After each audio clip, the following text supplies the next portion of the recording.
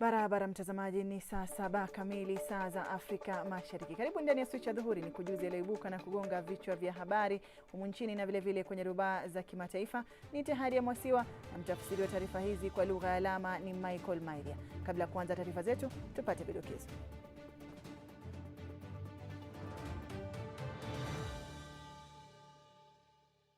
Sherehe za siku ya wafanyikazi nchini kufanyika katika ikulu ya rais hapa jijini Nairobi hii leo. Ni nani aliyewaua wanaume 4 Kitengela? Mutiambai aitaka DCI kutegua kitendawili. Waziri wa usalama wa ndani Daktari Fred Matiang'i akashifu mahusiano ya kimapenzi miongoni mwa maafisa wa polisi.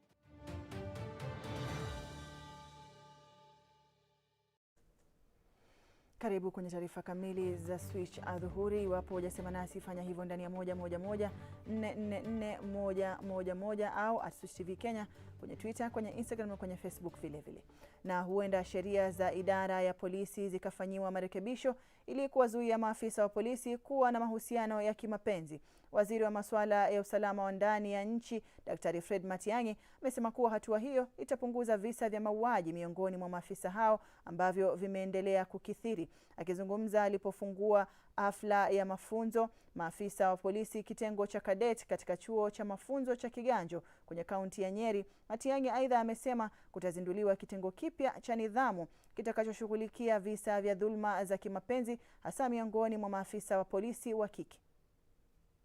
Subject to the clearance of the National Security Council, we will create a new Office of Ethics and Gender Relations directly under the Inspector General. We will adopt the system that has been adopted by the KDF, for example. You are officers. We do not expect you to live here and go to have affairs with your constables whom you are managing. When it gets to that point, one of you has to leave, because we must maintain a certain standard of conduct in the police service. We are even insisting to the Inspector General that cases of sexual harassment in the service will be orderly room proceedings type of cases, and the officers who are involved should be stripped of their ranks and gotten out of the service. We cannot hope that if we are not disciplined ourselves, we will be able to discipline those who work with us, and we'll be able to offer competent and efficient services to our people. Mhudumu mmoja wa bodaboda eneo la Kamulu wadi ya Kasarani ameuawa kwa kupigwa risasi na watu wasiojulikana. Kulingana na wakazi ni kuwa huenda mwenda zake aliuawa na mtu aliyejitambulisha kama mteja kabla ya kumfanyia tendo hilo la kinyama. Kwa sasa kinachosubiriwa ni uchunguzi wa polisi kukamilika ili kubaini chanzo cha mauaji na wahusika kutiwa nguvuni. Tazama.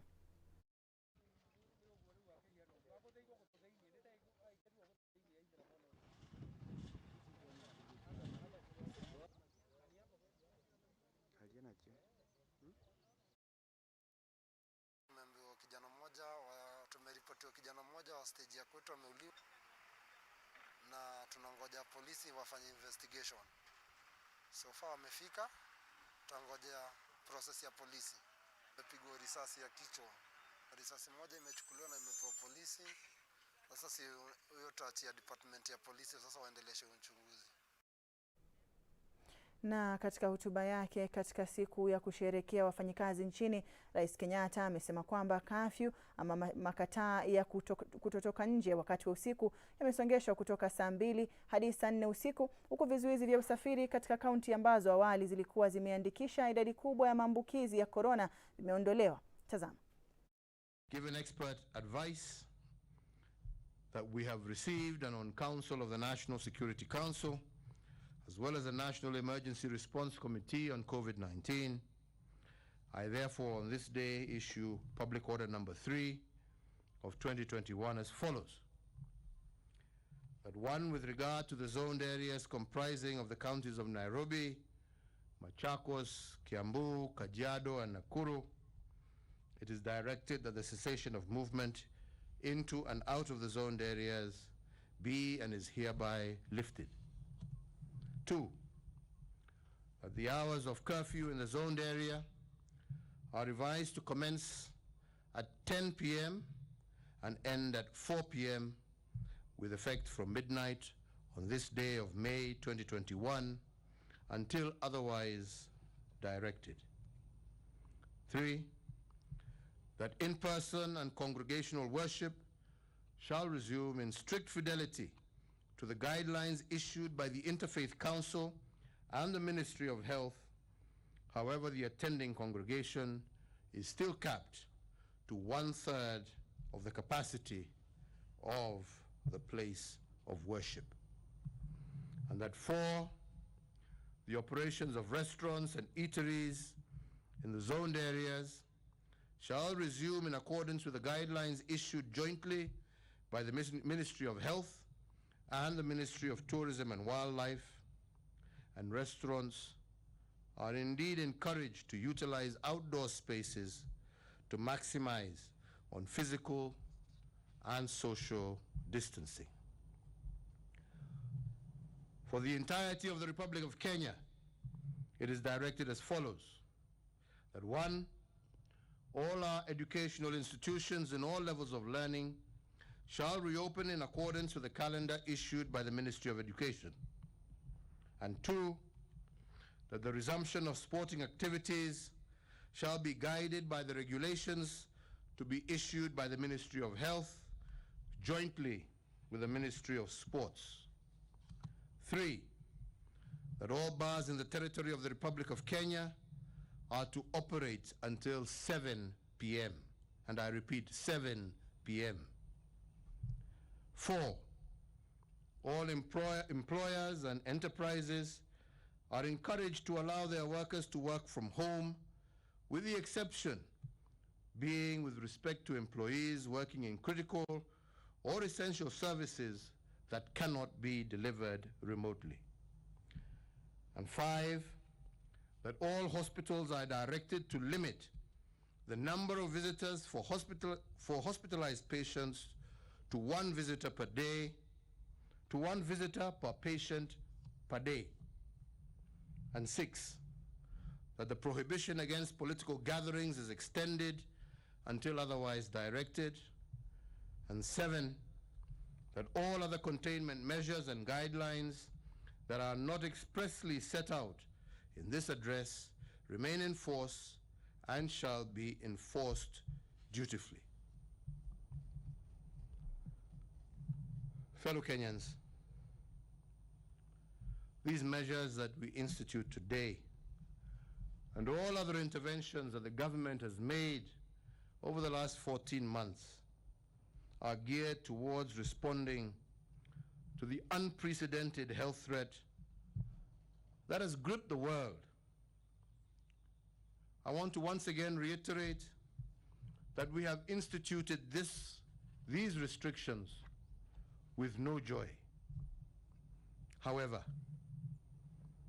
as a government with a responsibility and the mandate to protect the lives of Kenyans, we must fully acknowledge that that responsibility that is bestowed upon us calls for action to secure the lives of our people. Over the last year, we have witnessed challenges in other parts of the world, where the surge of infections has nearly led to the collapse of some globally acclaimed health systems. We see that happening even as we speak today. In moments like this, we are all called upon to make sacrifices for one another, for the collective good. It is never, and I repeat again, never the intent of government to make life difficult or unbearable for any of our citizens. Finally, as we prepare for the reopening of schools, let me emphasize again that our staying power in the fight against this pandemic is our greatest arsenal. I say so because if public responsiveness to health protocols goes up, then the possibility of further de-escalating the containment measures is within reach. Sadly, however, the opposite is also true, that a surge of infections will also necessitate an escalation of containment measures, a possibility that we all dread. So let us step up together for our motherland. Na mtazamaji, bila shaka kulegezwa kwa vizuizi hivyo ama masharti hayo ni afueni kwa Wakenya wengi humu nchini. Na kwa sasa waziri wa usalama wa ndani Daktari Fred Matiang'i amedokeza kuwa wanaandaa sheria ambazo zitaangazia mahusiano ya kimapenzi kati ya maafisa wa polisi, huku akisema endapo afisa wa polisi atamuoa afisa mwenzake ni lazima mmoja wa afisa hao ajiuzulu kutoka kwenye kazi yake. Kufuatia amri hiyo, moja kwa moja tunaungana na mwanahabari wetu Daniel Kariuki anayetueleza zaidi na baadhi ya maoni ya Wakenya kuhusiana na hilo. Hadi ya masiwa na kupata mbashara kabisa hapa jijini Nairobi, katikati mwa mji kuu wa Nairobi, kukupa tu hali halisi haswa katika jukwaa la mahojiano na mazungumzo baina ya Wakenya. Ikiwa ni takriban 24 tangu waziri wa masuala ya usalama Fred Matiang'i akiandamana na Inspector General wa polisi Hilary Mutyambai katika chuo cha mafunzo cha Kiganjo, ambapo alikuwa na fungua rasmi makurutu 300 kuanza mafunzo. Hapo jana walidai kuwa maafisa wawili hawastahili kuingia katika ndoa, wakidai kuwa anaandaa sheria ambapo askari wawili wataingia katika ndoa, itabidi mmoja wa askari hawa kujiuzulu. Hii ikifuatia ongezeko la visa baina ya polisi wawili kuingia katika ndoa na kisha wanakosa nidhamu. Ikiwa ni takriban mwezi mmoja tangu afisa aliye katika kitengo cha GSU alimua mkewe na kisha kujitia kitanzi. Afisa huyu ambaye anafanya kazi katika waziri ya usalama, katika waziri ile ambayo Daktari Fred Matiang'i anafanya. Kutokana na taarifa hiyo, nitazungumza tu na baadhi ya Wakenya watupe tu maoni yao ni gani kuhusiana na amri hii mpya ya waziri wa usalama Fred Matiang'i. Habari, unaweza tueleza jina lako na una maoni gani kuhusiana na swala hili zima? Kwa majina naitwa Mageto Dennis, na mimi namuunga Mheshimiwa Matiang'i vile alisema. Kusema ukweli, vile naweza sema, maaskari wengi hapa nchini Kenya wana nidhamu, na bila wana nidhamu wa maaskari wetu, na si mara moja, mara mingi sana tumekuwa tukiona wakiuana. Kama utapata sasa labda mwanamke askari anaua mwanaume askari, ama mwanaume askari anaua mwanamke, na ni kwa sababu kusema kweli hao watu hawana nidhamu. Maaskari hawana nidhamu kabisa. Hao maaskari na mara mingi hasa ukiangalia sasa kwa hii nini, kwa cheo chao, wanapenda kutumia cheo chao vibaya sana. Unakuta sasa kwa sababu yeye ni askari, atakudurumu kwa njia yoyote. Anaweza kudurumu raia, hata mwanamke kama yeye alikuwa askari mwanaume, ama askari mwanamke adurumu raia mwanaume. Na kwa sababu tena wote wanatumia silaha, ni rahisi sana kupiga hiyo silaha. Kwa hivyo hayo ni maoni yako, lakini swali langu ni je, hii sheria mpya ambayo wanaandaa ya kusema kuwa kama mkondoa wawili mmoja jiuzulu, maoni yako ni yapi kuhusiana na hili?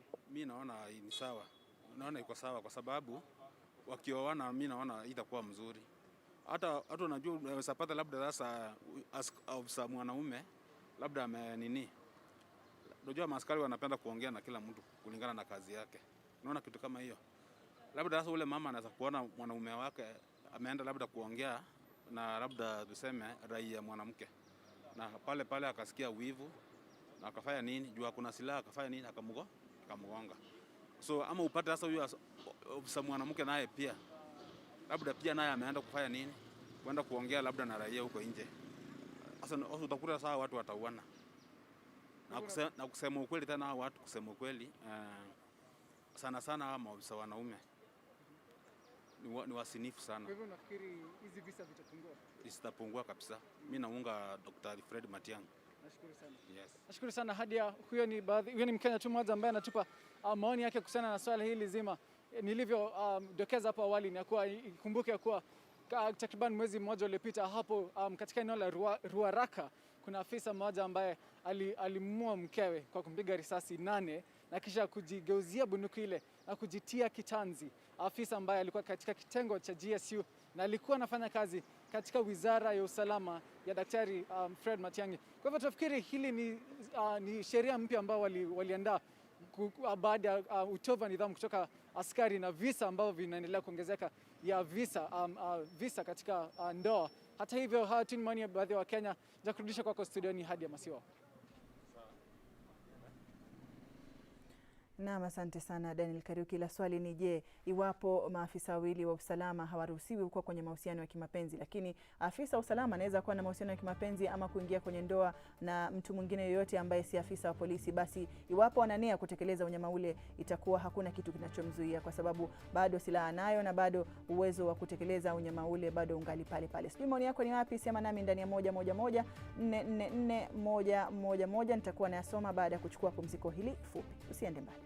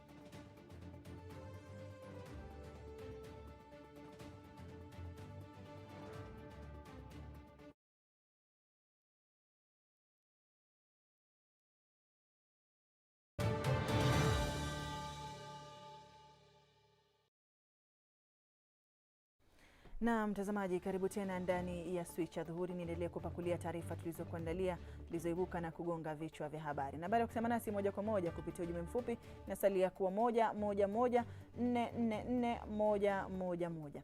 Na kwa sasa katika makala yetu ya kila juma ya Bunge la Mwananchi, Wakenya wamejadili kuhusu swala zima la ufisadi katika mamlaka ya usambazaji dawa nchini KEMSA, hasa kutokana na kufurushwa kwa mwenyekiti wa mamlaka hiyo James Gitura na nafasi yake kuchukuliwa na Mary Mwadime. Haya na mengi kuhusiana na uteuzi wa Martha Koome kama jaji mkuu wa mahakama nchini ni katika makao ya Bunge la Mwananchi. Wakenya wengi wanasafa. Tunajua pesa ni mingi Kenya, lakini iko kwa mifuko ya wachache. Uchumi wa nchi unazorota. Nchi ni yetu sote.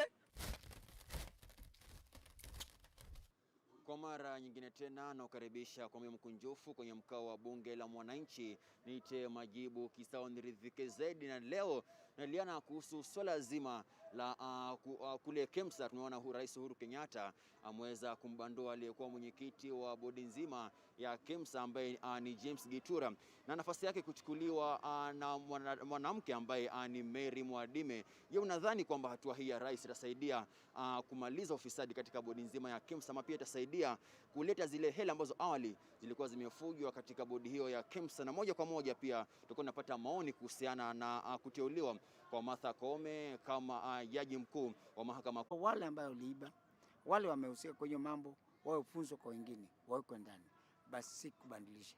Kwa hiyo kuteuliwa kwa Mary Mwadime si suluhu kabisa kwa pale KEMSA? Ukweli si suluhu. Suluhu ni kwamba hao funzo kwa wengine, asiko wale ambao wamehusika. Anybody ambaye alikuza pesa ya KEMSA awekwe ndani, iwe funzo kwa wengine. Ule kumleta yule Mary Mwadime kidogo naona labda, ila bado namuona kama ni kikaragosi cha serikali. Suluhu ilikuwa ni kwamba lazima atolewe mtu kutoka sehemu ambaye atakuja hapa aonekane kwamba anaweza.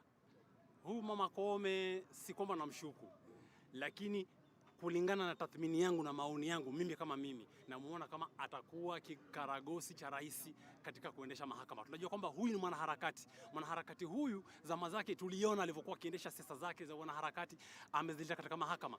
Itakuwa si tofauti sana na wakati uliokuwa wa Mtunga, maana Mtunga naye pia alikuwa ni mwanaharakati. Rais amepata alichokuwa kikitaka, kwamba atakuwa akifanya mambo yake, anakuja yanaidhinishwa na bunge na vile vile na mahakama. Tumefika katika wakati ambao tumepata matatizo sana kama nchi, na nadhani Mungu atusaidie tu. Asante. Asante sana kwa maoni yako. Kwa ile ufisadi imekuwa kama ndole usosikia dawa. Moja kwa moja, ndugu yangu, naomba anze na jina lako na maoni yako ni yapi kuhusiana na swala zima la ufisadi humu nchini? Mimi naitwa Shalom. Mtu anasemekana alikuwa amehusika na hiyo mambo ya nini ya KEMSA. Tafadhali wacha tupatie zile bodi zimechaguliwa za kukagua mtu, hajulikane hali yake, na tungojee ripoti yake. Ikitoka tutajulishwa tu wa Kenya. Tukienda katika Chief Justice, tunasema ya kwamba wacha tuone dalili ya mvua ni mawingu, na wakati tunapoandaa Kenya mpya na nchi mpya na dunia mpya ama kingdom mpya ya Kenya, tunatakikana kwanza tukubali sisi sote ni ndugu na dada. Wacha tuone kama tutashikana mkono kwa mkono, tujenge nchi Kenya yetu bila kuchukia huyu alikuwa amefanya hii ama amekaa namna hii, ni mwanamke si mwanamke. Wacha tuone ni nini ameweka katika ukombozi wa nchi hii ya Kenya, sababu wakati huu ni wa kukomboa nchi ya Kenya. Asante sana mzangu kwa maoni yako. Kweli hoja nzito kweli, majibu nisemeje, sina jibu. Moja kwa moja nizipata maoni ya mwingine hapa kabisa. Tuanze na swala zima pale KEMSA. Maoni yako ni yapi? Nadhani kutimuliwa kwa James Gitura ni suluhu kweli? Kitu yenye Uhuru anafanya, anajaribu tu kufunika watu pasia kwenye macho, lakini sisi tunamuonea 18. Wakati tunaenda kwa penalty 2022 tunamuonea 18. Kwa hivyo sisi tutanyamaza tu, afanye vile anataka, kwa maana mamlaka ako nayo. Lakini hapo 2022 hapo tutamshika na tutamwambia kwamba atajua ajui, hata kama ni rais hiyo time atajua ajui. Nikirudi kwa hii mambo ya Martha Koome, ni ukweli mtupu ya kwamba rais mwenyewe na mdomo wake akasema ya kwamba ata make sure ya kwamba amerevisit kile institution, na saizi tunaona ya kwamba anaenda kuchukua wale watu wenye wataimba uwimbo wake. Mimi kwa akili zangu ninaona kwamba hakuna kitu ya rais anapitia saizi kama sio yenye natachi ile kitu inaitwa succession politics ya 2022. Mimi ninajua kwamba huyu mwanamke ameweka hapa huyu mama Koome, hakuna kitu anaweza fanya. Anaenda kukubaliana na kila kitu na kila amri ya Uhuru anaenda kufanya. Nikirudi katika upande wa KEMSA, tuko na magondi katika KEMSA. Hao watu wanaitwa mradhi. Mwanaume anakula 4 billion peke yake. Sasa badala ya kudili na hiyo mtu, tusikia ako police station ameshafunguliwa mashtaka, ashafungwa, unaenda tunatolea chairman, unatuletea mwanamke hapo. Alafu unachukua mwanamke mwenye ako na akili ya jeshi. Mimi sijui ni kwa nini Uhuru saizi anatumia hii mambo ya kijeshi kuja kutawala wa Kenya. Wa Kenya ni raia wenye wako sawa, hawana wasiwasi. Wakati alishika Raila kila mtu alitulia. Sasa alishika Raila na angalia anatafuta maneno. Sasa sisi kitu tutafanya mzuri, tutafikiria hiyo maneno mzuri. kwa maana hawezi kututafuta maneno, na wakati Raila naye ndio kota pini yetu imeshikilia mzuri. Asante sana kwa maoni yako, na ndio mwisho natamatisha mkao wa bunge la mwananchi. Majibu nisemeje, kwa tayari wabunge wamejibu mengi. Nichukue fursa hii kuwashukuru wote waliofanikisha mada hii, kuanzia kwa wote waliochangia, wapiga picha wangu Hilary na Sunje, hapa tunaoita kwa mpigo nisemeje. Hadi wakati mwingine, panapo majaliwa. Wakenya wengi wanasafa. Tunajua pesa ni mingi Kenya, lakini iko kwa mifuko ya wachache. Uchumi wa nchi unazorota. Nchi ni yetu sote. Na kutoka kwenye bunge la wananchi sasa tuzamia hili ambapo inspekta mkuu wa polisi Hilary Mutyambai amebuni kitengo maalum cha polisi kuchunguza mauaji ya wanaume 4 baada ya kutoweka mjini Kitengela, kaunti ya Kajiado. Aidha, Mutyambai ameitaka idara ya upelelezi DCI kushirikiana na kitengo hicho katika kubaini kiini cha mauaji hayo. Akizungumza katika kituo cha mafunzo ya maafisa wa polisi cha Kiganjo kwenye kaunti ya Nyeri, Mutyambai amesema polisi watahakikisha kuwa watawakamata washukiwa wote waliotekeleza unyama huo. Caroline Tuma ana mengi zaidi. Inspekta Jenerali wa polisi Hilary Mutyambai amebuni kikosi cha uchunguzi kuingilia kati na kufanya uchunguzi kuhusiana na kutoweka kwa wanaume 4 eneo la Kitengela na ambao walionekana kwa mara ya mwisho katika mkahawa mmoja eneo hilo. 4 hao, Elijah Obwong, Benjamin Imbai, Jack Anyango na Brian Odwor, walitoweka siku 9 zilizopita baada ya kula chamcha tarehe 19 mwezi Aprili. Elijah Obwong alipatikana akiwa ameaga tarehe 20 Aprili. Mwili wake ulipatikana ndani ya gunia na kupelekwa katika chumba cha kuhifadhi maiti kaunti ya Murang'a. Benjamin Imbai vilevile alipatikana akiwa ameaga katika msitu wa Kieni eneo la Gatundu na mwili wake kupelekwa katika hifadhi ya maiti ya General Cargo mjini Thika. Jack Anyango pia alipatikana ameaga tarehe 19 mwezi Aprili. Mwili wake ulikuwa ndani ya gunia huku akiwa amekatwa mikono. Brian Odwor ndiye ambaye kufikia sasa hajulikani aliko. Hata hivyo, familia ya Jack Ochieng imesalia na maswali chungu nzima baada ya kuthibitisha kuwa mwili uliokuwa umepatikana jana haukuwa wa mpendwa wao, licha ya ripoti iliyokuwa imetolewa hapo awali. The body tumeangalia vizuri, tukakagua every part mpaka hata kiinuliwa hivi, we looked everywhere. Hata permanent marks, alikuwa na something here like a mark kidogo. Tumeangalia yote, this body haina. Hata ukiangalia the face, the body is still fresh. Hauwezi ukasema imekakaa, tuko confused. We know our brother. Familia za 4 hao wanaomba serikali kuingilia kati, kwani wao wenyewe hawana ufahamu wa matukio yaliyopeleka wapendwa wao kupotea na kuliwa kinyama. Mtoto wangu alivuliwa uchi wa mnyama, akatumbukizwa, akatiliwa kwenye gunia, akatumbukizwa kwenye mto. Sasa ni makosa gani alifanya kuliko mwenye alimuua huyo wenye waliua huyu mtoto? Kwani hawana dhambi? Kama ni polisi, kwani are they not criminals? Now this thing has taken so long because the government, I believe the government iko na uwezo kutusaidia kupata Jack, and I believe our government is capable. So if they can do that, please tunaomba watusaidie tupate Jack. Swali kuu lililosalia hivi sasa ni je, ni nini haswa kilichangia mashaibu hawa kupotea na kuaga dunia? Na je, ni nani aliyetekeleza unyama huu na kwa nini?